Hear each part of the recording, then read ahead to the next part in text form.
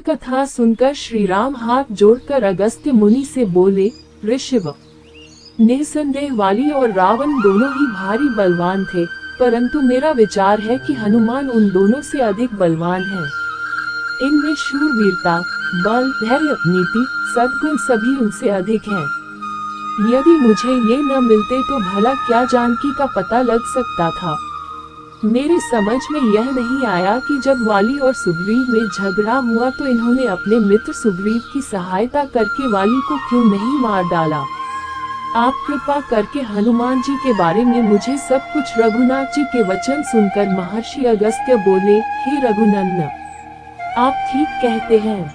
हनुमान अद्भुत बलवान, पराक्रमी और सद्गुण संपन्न है, परंतु ऋषियों के शाप के कारण इन्हें अपने बल का पता नहीं था। मैं आपको इनके विषय में सब कुछ बताता हूँ। इनके पिता केसरी सुमेरु पर्वत पर राज्य करते थे। उनकी पत्नी का नाम अंजना था। इनके जन्म के पश्चात एक दिन इनकी माता फल लाने के लिए इन्हें आश्रम में छोड़कर चली गई। जब शिशु हनुमान को भूख लगी तो वे उगते हुए सूर्य को फल समझकर उसे पकड़ने के लिए आकाश में उड़ने लगे। उनकी सहायता के लिए पवन भी बहुत तेजी से चला। उधर भगवान सूर्य ने उन्हें अबोध शिशु समझकर अपने तेज से नहीं जलने दिया। जिस समय हनुमान सूर्य को पकड़ने के लिए लपके, उसी समय राहु सूर्य पर ग्रहण लगाना चाहता था। हनुमान जी ने सूर्य के ऊपरी भाग में जब राहु का स्पर्श किया तो वह भयभीत होकर वहां से भाग गया।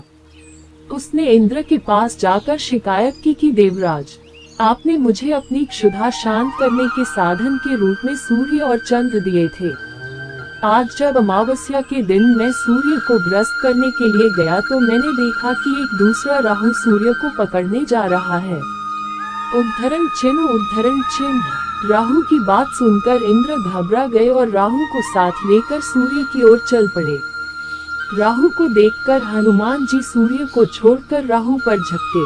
राहु ने इंद्र को रक्षा के लिए पुकारा तो उन्होंने हनुमान जी के ऊपर वज्र का प्रहार किया, जिससे वे एक पर्वत पर जा गिरे और उनकी बाईं ठुड्डी टूट गई।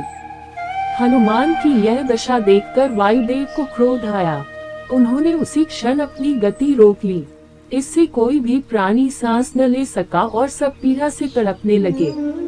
तब सारे सुर, असुर, यक्ष, किन्नर आदि ब्रह्मा जी की शरण में गए। ब्रह्मा उन सबको लेकर वायुदेव के पास गए। वे मृत हनुमान को गोद में लिए उदास बैठे थे। जब ब्रह्मा जी ने उन्हें जीवित कर दिया तो वायुदेव ने अपनी गति का संचार करके सब प्राणियों की पीड़ा दूर की। चूंकि इंद्र के वज्र से हनुमान जी की हनुठुड्डी टूट गई थी, इसलिए तब से उनका नाम हनुमान हो गया। फिर प्रसन्न होकर सूर्य ने हनुमान को अपने तेज का 100वां भाग दिया। वरुण, यम, कुबेर, विश्वकर्मा आदि ने उन्हें अजेय, पराक्रमी, अवध्य होने, नाना रूप धारण करने की क्षमता आदि के वर दिया। इस प्रकार नाना शक्तियों से संपन्न हो जाने पर निर्भय होकर वे ऋषि मुनियों के साथ शरारत करने लगे। किसी के वलकल फाड़ देते, किसी की कोई वस्तु नष्ट कर देते। इससे क्रुद्ध होकर ऋषियों ने इन्हें शाप दिया कि तुम अपने बल और शक्ति को भूल जाओगे। किसी के याद दिलाने पर ही तुम्हें उनका ज्ञान होगा। तब से उन्हें अपने बल और शक्ति का स्मरण नहीं रहा। वाली और सुग्रीव के पिता ऋक्षराज थे। चिरकाल तक राज्य करने के पश्चात जब ऋक्षराज का देहांत हुआ तो वाली राजा बना। वाली और सुग्रीव में बचपन से ही प्रेम था। जब उन दोनों में बैर हुआ तो सुग्रीव के सहायक होते हुए भी शाप के कारण हनुमान अपने बल से अनजान बने रहे। हनुमान के जीवन की यह कथा सुनकर सबको बड़ा आश्चर्य हुआ।